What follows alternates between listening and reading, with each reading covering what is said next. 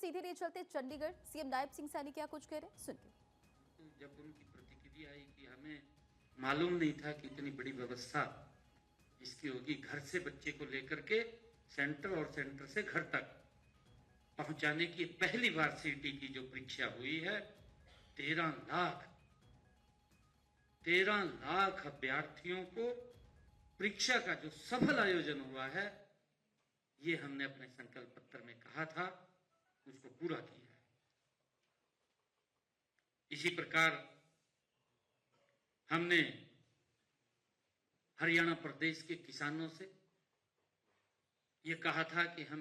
24 फसलें एमएसपी पर खरीदेंगे।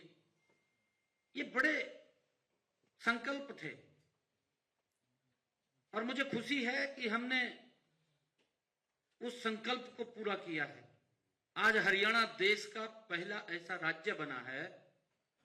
जहां पर किसान की 24 फसलें एमएसपी पर खरीदी जा रही हैं। ये पहला राज्य बना है।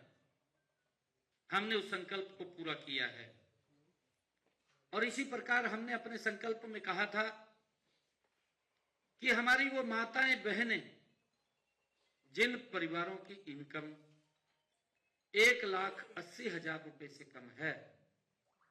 ऐसे परिवारों की रसोई में हम 500 रुपए का गैस का सिलेंडर उनको मिलेगा, ऊपर का पैसा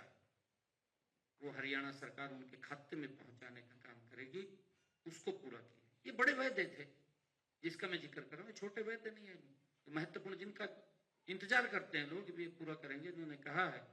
ये वो वायदे थे। हमने 25 सितंबर 2025 को पंडित दीनदयाल उपाध्याय जी की 109वीं जयंती, उस अवसर के ऊपर